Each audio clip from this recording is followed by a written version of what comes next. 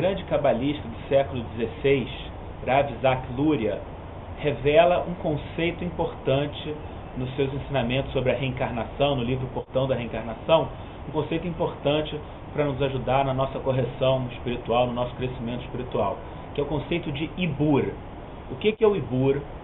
O Ibur é uma alma de um justo, uma alma mais elevada do que a nossa, de um justo que já deixou esse mundo e que entra dentro de uma pessoa para ajudar a pessoa.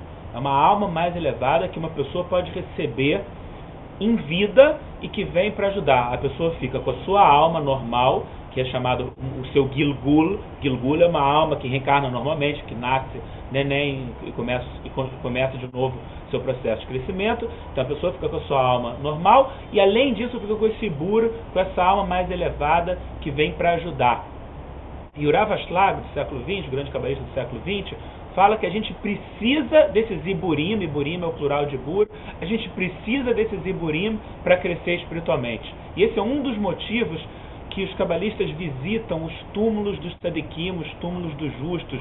Uma coisa que algumas pessoas podem achar estranho é que nas viagens cabalísticas, os cabalistas gostam de ir para Israel, visitar os túmulos dos tzadikim, visitar os túmulos dos justos. Por que visitar os túmulos dos justos? Porque essa é uma das formas que a gente tem de se conectar com aquela alma, de receber um ibur daquela alma. Então você pode imagina que a alma é uma chama de uma vela. Os cabalistas comparam a alma com a chama de uma vela. Então imagina que Rabi Shimon bar Yochai, por exemplo, autor do Zohar, que a alma dele é como se fosse uma fogueira. É uma alma bem grande, uma alma gigantesca, então ele é como se fosse uma fogueira. E na fogueira ficam saindo labaredas, ficam saindo chamas. A nossa pequena alma, que é uma chaminha de uma vela, quando se aproxima do túmulo de Rabi Shimon bar Yochai, se tiver o mérito, entra uma daquelas chamas dentro de nós e entra uma pequena faísca, uma pequena fagulha, uma pequena faísca da alma de Rabi Shimon bar Yochai pode entrar em nós como ibur das almas dos outros justos.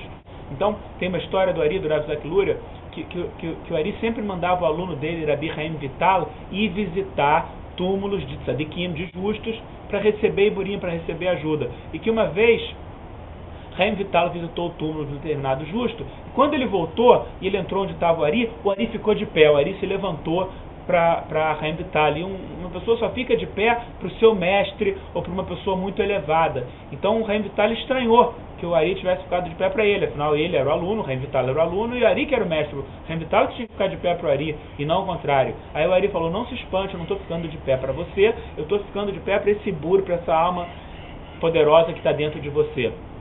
E para a gente receber um ibur, tem várias formas, mas tem 3 jeitos principais de se receber um ibur de uma alma mais elevada.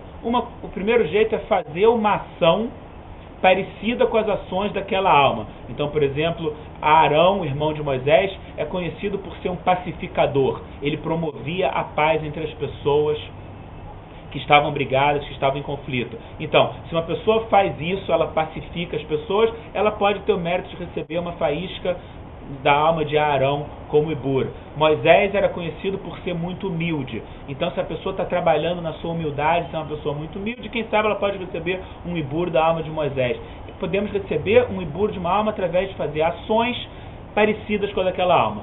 Outro jeito de receber o ibur, o segundo jeito, é através do estudo. Então, por exemplo, uma das coisas que a gente deve pensar quando a gente lê do Zohar é que, quando eu estou lendo do Zohar, eu estou atraindo a alma do autor do Zohar, que era Rabi Shimon bar Yochai, e eu estou atraindo aquelas almas daqueles sábios que são mencionados naquelas histórias. Então, através do estudo dos livros daquela alma, ou de relatos sobre aquela alma, a gente pode se conectar com aquela alma. E o terceiro jeito é visitar o túmulo do justo, é chegar perto da fogueira, entre aspas, e assim você pode receber uma chama, uma labareda, receber uma faísca daquela alma como ibur. O que isso tem a ver com a porção da Torá de Bamidbar? A porção da Torá de Bamidbar, Números, começo do livro de Números, lida literalmente não parece ser muito interessante. É um recenseamento dos israelitas. E o que me interessa nos dias de hoje? Uma contagem de pessoas da antiguidade, um recenseamento de pessoas da antiguidade. Mas os cabalistas explicam que quando Moisés e Arão estão fazendo esse censo, estão fazendo essa contagem, e eles chamam uma por uma as almas vêm na frente deles, eles não veem só uma pessoa, um ser humano, eles veem a alma da pessoa, eles veem a capacidade daquela alma, eles veem os iburim, as almas adicionais que aquela pessoa tem. Então, na verdade, a porção de Bamidbar é um chamado à nossa alma a atingir o seu potencial e atingir toda a sua grandeza.